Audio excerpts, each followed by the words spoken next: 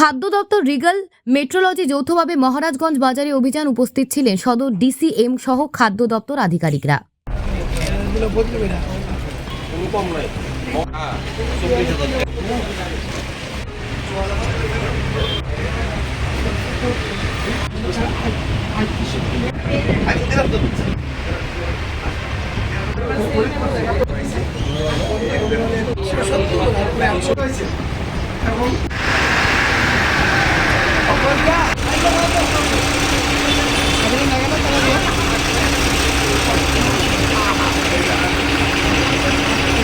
আজকে আমরা সদর এনফোর্সমেন্ট টিমের পক্ষ থেকে আমরা মার্কেট এনফোর্সমেন্টে এসেছি।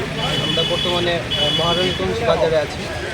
এসে আমরা প্রথম থেকেই আমরা ফার্স্ট পার্টি যারা বিক্রি করছেন আলু পেঁয়াজ আমরা ওটা দেখছি। এর মধ্যে আমরা একটা দোকান পেয়েছি, রামু ভুইয়া। ওনার দোকানে প্রপার ওনার মেমো দেখাতে পারেননি যে যেটা কিনে এনেছেন। তো এই মেমো দেখাতে না পারাতে আমরা ওনার দোকানটা আপাতত বন্ধ রাখার কথা বলেছি। তাছাড়া আমরা অন্যান্য দোকানও দেখছি, ম্যাক্সিমাম ঠিক আছে। এখানে আমরা একটা দোকানে এসেছি, আমাদের গোবিন্দ বলে এই দোকানের মালিক।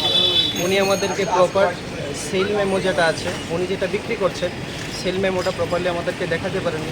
আমরা সেই সেল মেমো বইটা আমরা সিজ করে নিয়েছি।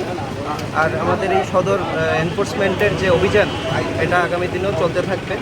এবং আজকে আমাদের মধ্যে উপস্থিত আছেন আমাদের এসডিসি কোর্ট সদরের আমাদের ইন্সপেক্টর আছেন, চিফ ইন্সপেক্টর আছেন আমাদের সাথে legal metrology, agri officer, food safety officer এবং সম্পূর্ণ এই টিম প্রতিনিয়তভাবেই সেল ট্যাক্সের অফিসার আমাদের মধ্যে আছে।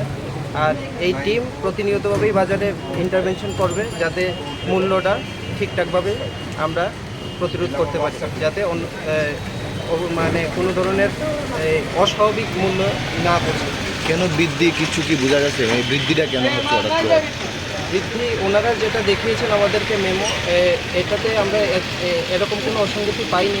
তো এখন অবধি তো যা দেখছি আমরা ঠিকই আছে। আমরা আরও মার্কেটে যাচ্ছি, আমরা বিক্রেতারা কি একদম রিটেল লেভেলে কীভাবে বিক্রি হচ্ছে সেটাও আমরা আজকে চেক করে নিই। খুচরো বাজারে হঠাৎ করে 50 টাকা হয়ে গেছে পেঁয়াজের কিলো। এই ব্যাপারে এই বর্ষার সিজন চলছে, তো ওনাদের একটা এক্সকিউজ আছে যে বর্ষার সিজনে গাড়ি টাড়ি আসতে দেরি হচ্ছে এবং এই ধরনের ব্যাপার কিছু আছে। এখন আবার মার্কেট নর্মাল হচ্ছে। স্যার আপনার পরিচয়টা? আমি দেবব্রত রায়, ডেপুটি কালেক্টর ম্যাজিস্ট্রেট, সদর। ধন্যবাদ।